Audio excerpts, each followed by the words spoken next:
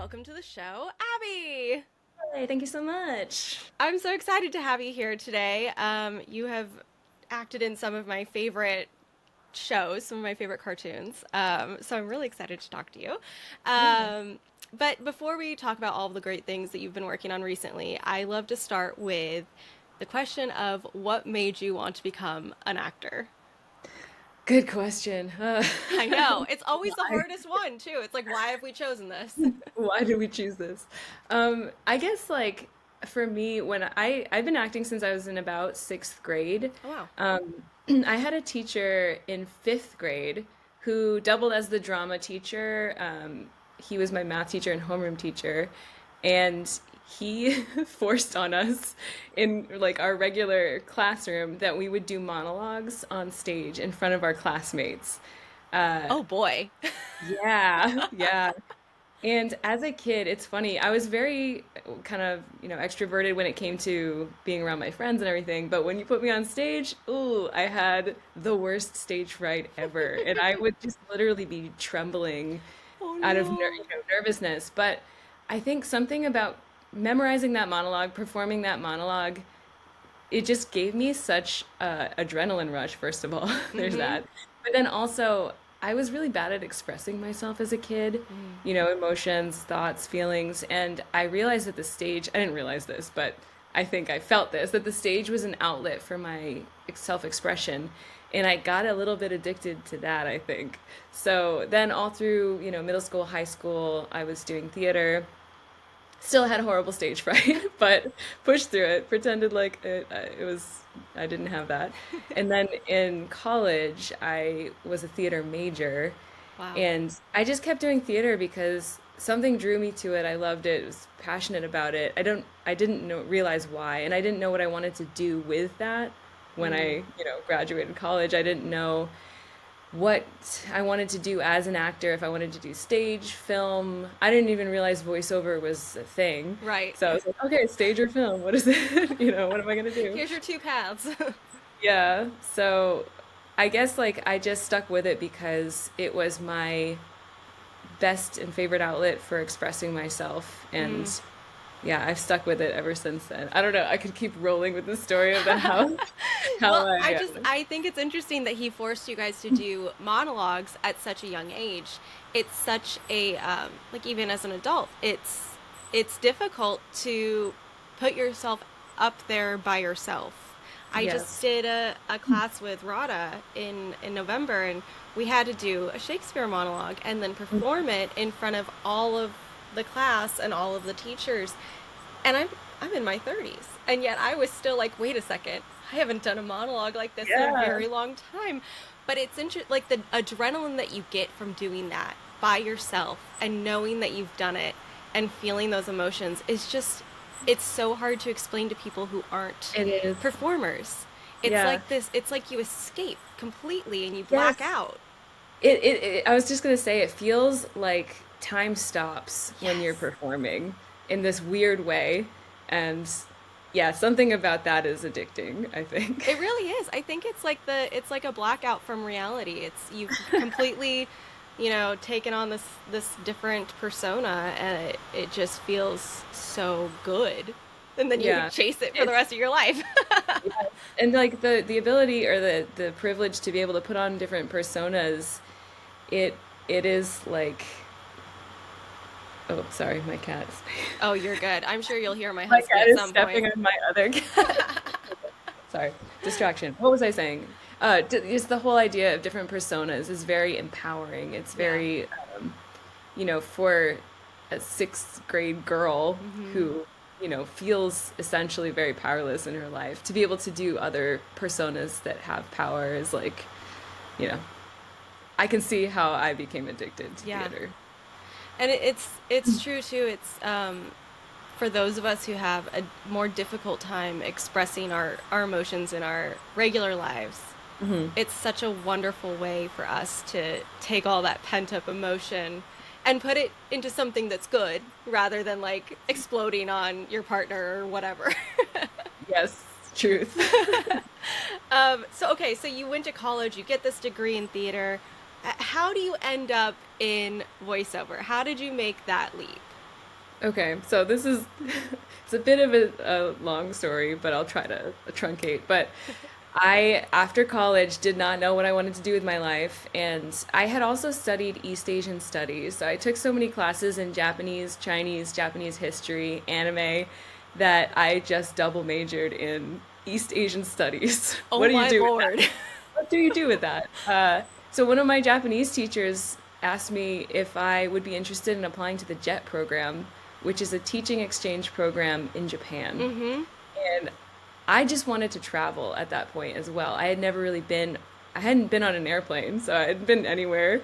And And you I choose the thought about longest it. flight possible to take for the What's first. that? You choose the longest flight possible Yes, to take for the first time on a plane. I really did. But I thought about it and I was like, yeah, well, I'll apply and see what happens. And then I ended up getting in. And then the reality of that situation dawned on me where it was like, oh, if I say yes to this, I'm moving to Japan. Mm. I'm moving to Japan for at least a year of my life. That's the contract, and you can extend it after that. And I was just at such a point that I was like, I have to do this. Like, this is the opportunity to travel. This is an opportunity that is probably not going to come around again. So Mm-hmm. I got to go. So I moved to Japan. Yes, my first flight was moving to Japan. Wow. Crazy intense. But at that point, I was so just excited that I had no fear. Mm. I was so open to whatever happened. Just the sense of adventure was so strong in me at that point that I was ready to go and just ready for whatever happened. So I went to Japan. I stayed in Akita, Japan, which is northern Japan. There's like Honshu is the main island. There's Aomori, and then below that on the west coast is Akita. So it's up there, and lots of snow in the winter. I loved it there. I made friends. I was learning about the culture, having delicious food, traveling on my time off. And I loved it so much I stayed another year, and then I was I was kind of messing around in that obviously I'm not going to be doing that. Well, for me, some people choose to stay and that is they want to teach for the rest of their life. I Wow. didn't really want to be a teacher for the rest of my life. So, I got to a point where I was like, okay, I need to get back to acting because that is my passion and that Mm-hmm. still is my passion, acting and music. So, I decided to move to Tokyo to try acting there, Whoa. which is crazy. So I moved to Tokyo and I lived in Tokyo for 4 years. And that is where I started to do a little bit of voiceover. So Mm. I was working as an actor. My main gig was doing these children's shows on stage that were to teach kids English. They were little musicals that by a subsidiary of Disney. And so we got to travel around Japan and perform these little shows. And I loved doing that because I got to travel. The kids were adorable. It was really fun. I loved, people that I worked with were great. We had a great time. And then also just gigging, as any actor, you're auditioning for whatever you can get. In Japan, you have multiple agents. Or as a foreigner in Japan, I didn't have a manager. I just had like several agencies sending me auditions. Whoa. And so I was auditioning for whatever I could get. And I did a little bit of voiceover there. I did some English textbooks. I did some promo stuff. Uh, and for the shows that I was in, one time they had an audition for character voices for these puppet characters and like costume characters that were on stage. They're called kigurumi. I don't know if there's an English phrase for that. The big costume Yeah, characters. yeah. They had voice match auditions. So I Oh. auditioned for some of these characters and I ended up booking several of the characters to record, additional materials that they needed for the shows or whatever. And that's where I kind of realized that I had a skill for that. I had an Mm. ear for that, voice matching. It's something I still do today. And I really loved just doing that element of performance, just the voice, focusing on the voice. Mm-hmm. And the more I thought about it, the more I realized that yes, voiceover is a career that some people, are doing exclusively voiceover. And I decided around that time that I should leave Japan just because most of the things that I wanted to do, animation, prelay animation, video games, even anime dubbing, is mainly not done in Yeah. Japan. Yeah. So, It's mainly here. yeah. And so I had decided that I was gonna leave Japan. I mean, I gotta say, you are the first person on this show. I've been doing it now for almost 5 years who moved to Tokyo to start their acting career. I love that. It's incredible. Yeah. It feels like such a lifetime ago. Yeah. Um, but it was either move to Tokyo or move back to the United States, go to New York. Probably I'm from Massachusetts, so New Okay. York is the closest hub for me, the most familiar, the most comfortable. And at that point in my life, moving to Tokyo seemed more comfortable and realistic to me than moving to New York. I love that. I love that so much. It's such a crazy like step to take, and it's so cool that you actually like followed your instincts and did it. It was overwhelming, but I'm glad that I did because that whole journey I learned so much about myself and about the world, and if I were to have moved to New York or LA straight out of college, I don't know if I would have done so well. I don't know if like Well, even you psychologically I don't think I would have been ready for that. and you may not have even found the skills that you're talking about. You may not have been able to identify, oh, I'm really Mhm. good in voiceover. I'm really good at the voice matching. I can spend my time here and I like it. Like it might not have ever happened had you not followed that path that you did, which is awesome. So cool. It's crazy. That is crazy. So okay, so you decide you're done with Japan, you move back to the States. Did you go to LA, New York? How did you kind of navigate that? Yeah, it was. So I moved back to Massachusetts and I was sticking around, trying to figure out what I wanted to do. And then the closest hub being New York, I started to commute to New York back and forth. So Oof. I did some auditions that I found online, I think Backstage, or I don't remember what else I was using Yeah. at the time. And I would take the bus to New York from Providence, Rhode Island. It's like a 4-hour bus ride. Take the bus one way, do the audition, and then take the bus home. So just trying to build a resume in the United States. And I That's remember a couple wild. of times I got a call back and I was like, oh no, like I have Oh to God. take the bus, I have to do the get back call on the back, bus. and then take the bus home, which I did. And I ended up deciding to move to New York just to, keep auditioning. At some point, I was like, I can't just keep taking the bus. I need to move to New York. Right. So when I was ready to do that, I did. And in the meantime, before that, I found an audition online that was hosted by Bang Zoom. They're a studio that dubs a lot of anime, Hmm. and it was a voice acting competition. And I Ooh. decided to enter this contest, and I did. Very last minute, barely entered, barely got up the courage to enter this contest because it was putting a video on YouTube, a couple of videos of myself doing voiceover and then a talent video, and I just did some music stuff. But I was so afraid of judgment, especially on YouTube.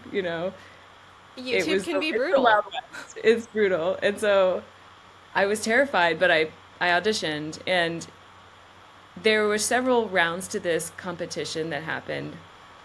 I had moved to New York, and then I got to the second round where I did like a directed callback. Mm. And then the third round of auditions was they flew the finalists to LA to do like it's like a little mini American Idol style like Cute. reality, voiceover competition. So we did the final round and I won this contest, which was insane. All the while, like this was over months, like maybe 4 or 5 months. This was all taking place. And then in that time, I had also started taking commercial voiceover classes in New York because we all know you need a commercial demo for anyone Yep. to take you seriously. So that's where I started. And once I did this contest and I saw what was in LA and I had made connections there, I decided that I had to move to LA. Even I just moved to New York City and I love New York so much. I was like, oh no, I gotta move to LA. So like 6 months after I moved to New York, I moved to LA.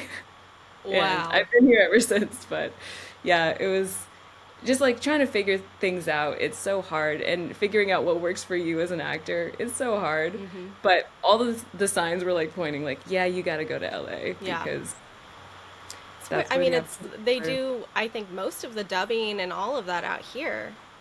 Yeah, there is a hub. I don't know these days, but I think there's still some studios in New York that are doing dubbing, but Hmm. most of the like Nickelodeon, Cartoon Yep. Network, a lot of anime dubbing, still commercial work is out in LA. So it just seemed like the majority, the most chance that the best chance I had would be to come to LA because there was the most opportunity there. Hmm. So yeah, and I was afraid I was gonna hate LA. As an East Coaster, I was very snobby about it. I was like, there's no way I'm ever gonna live in LA, but I like it. I find And that a lot of East Coasters have that. They're like, I'm not gonna like it, and then they come yeah, out here and they're like, wait a second, actually it's this is kind of actually cool. kind of nice, and you're like, Yeah. yes, it is. Yep. Welcome, come to the dark side. Yeah. Um, so you move out here and you start working at some point, pretty quickly, I'm assuming, after this competition. Yeah, And what's that like? How do you find your feet? it was hard. So I made connections via this competition with casting at Bang Zoom, and then some of the other judges were actor directors at other studios Okay. that they then introduced me to these studios, and so they were sending me auditions, and I was rapidly running out of savings from Japan. Like, after living in New York and moving to New York and then to LA, I had like $0 left. So I was so close to getting a part-time job as you do as an actor. In New York, I was working like three different part-time Gotta jobs. do what you gotta do. And moving to LA, I really didn't want to do that because now that I had these audition opportunities coming, I wanted to be as available as possible. Hmm.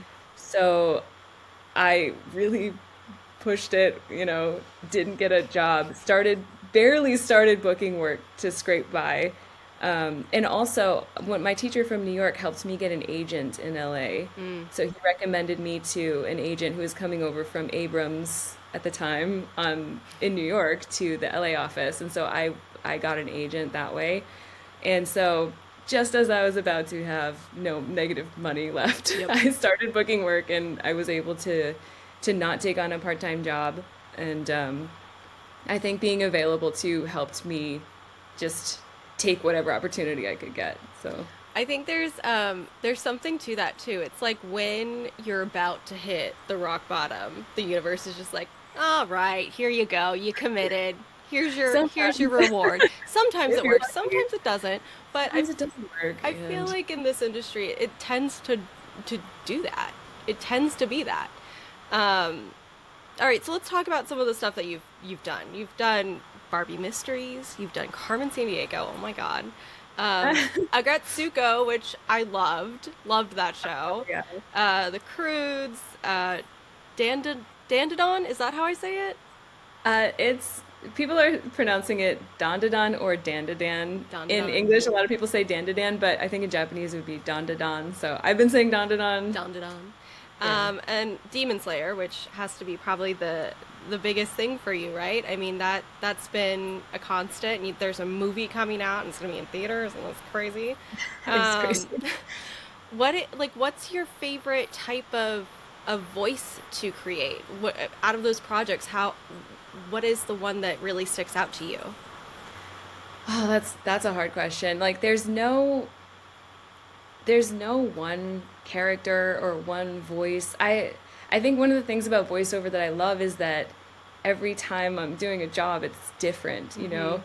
Like in Carmen Sandiego, I loved doing Ivy so much because I got to do the most insane Boston accent, pretty exaggerated, and I got to record with amazing cast members, and that voice is like pretty close to my speaking voice, but just the accent and the attitude take over. Yeah. Same with Momo from DanDaDan. She isn't too far removed from my normal speaking voice. She might be pitched a little higher, but she it's just about the attitude with Mm. her.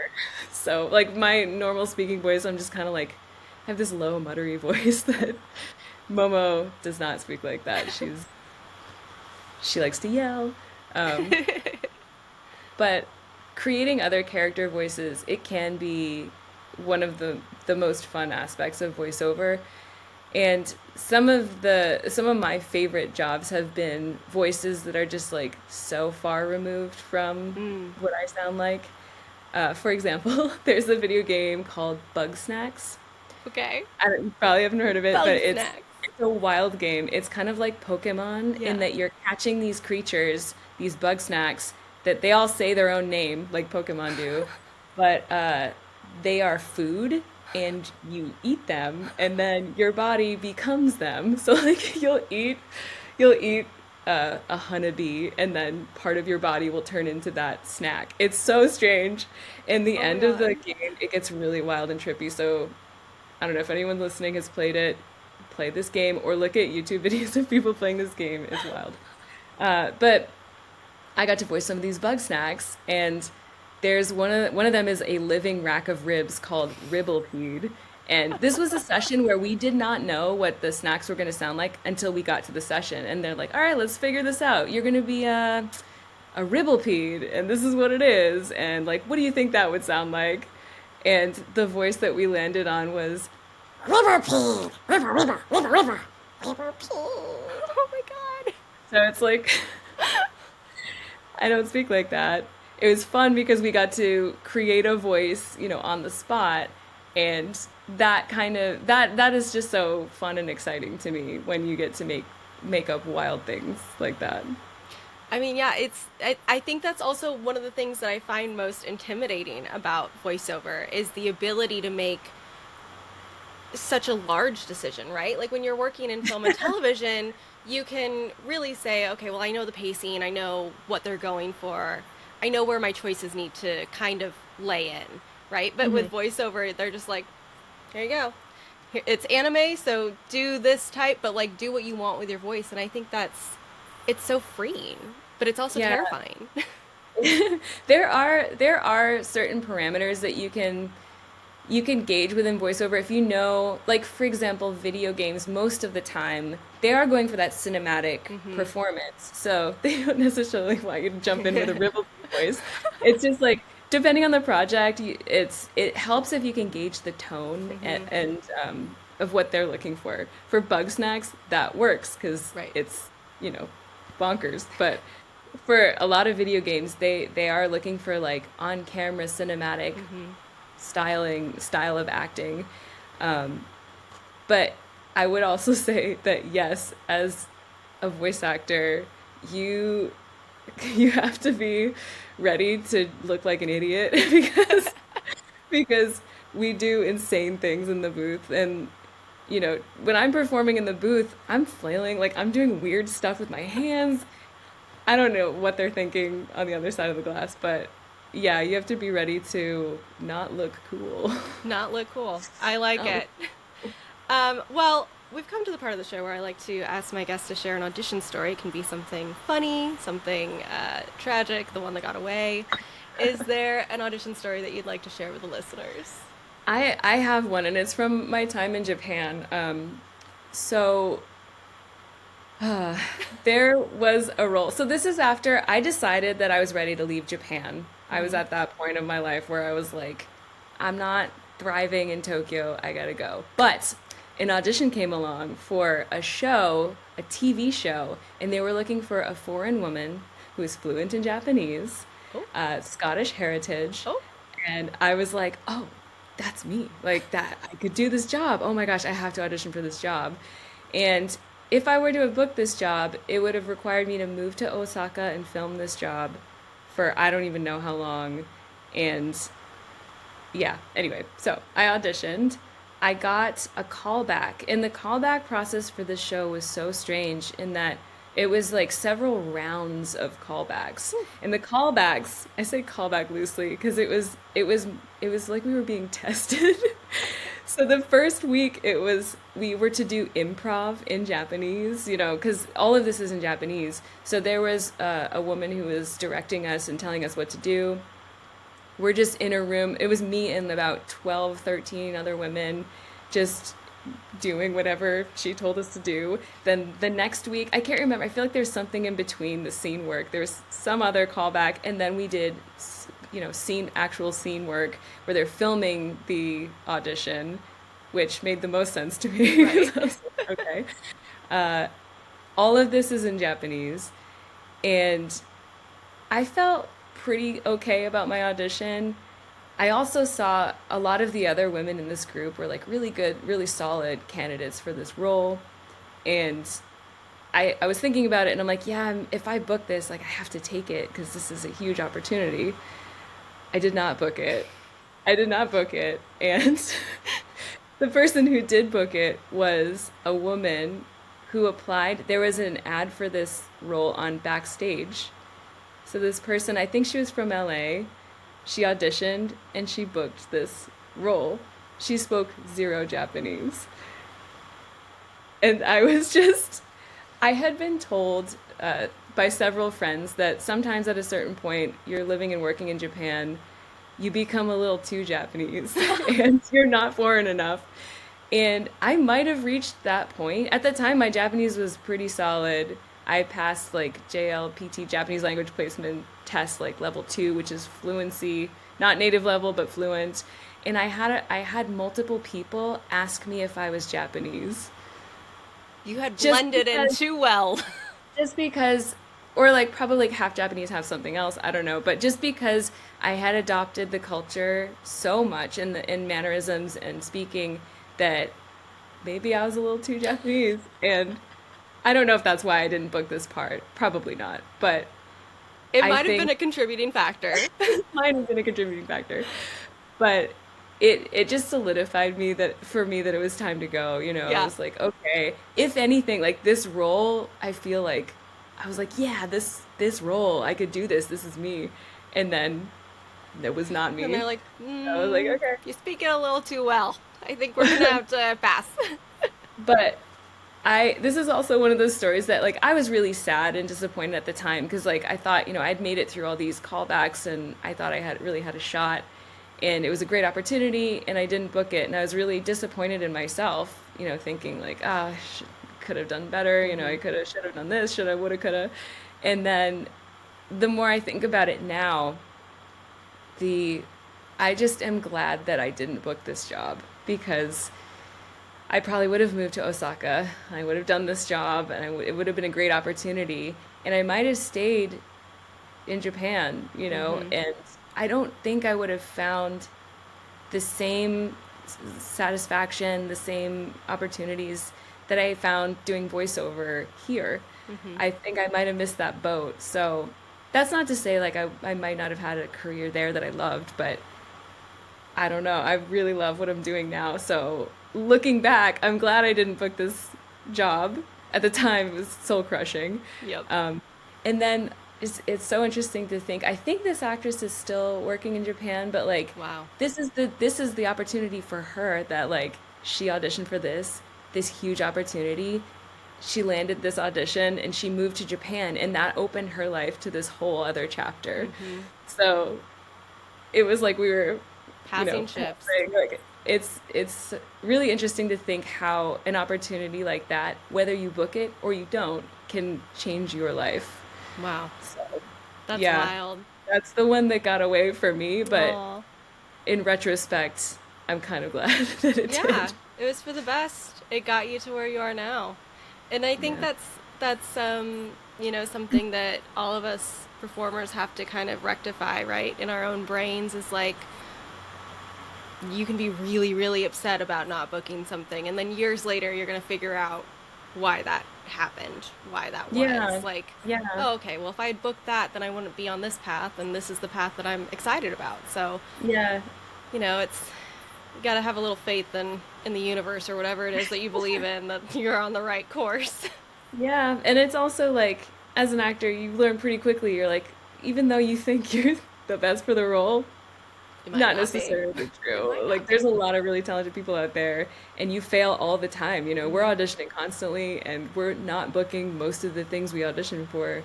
And that early on in my career, it was harder to take, when Hmm. you fail Right. essentially. But the more you do this, the more you realize like That's that's it. part of the Here you it's go. part of the game. Yep. You fail all the time. Yep. Yeah. All right, so you got DanDaDan coming out in July on Netflix. You got the Demon Slayer movie hitting theaters in September. What else you got cooking up over there?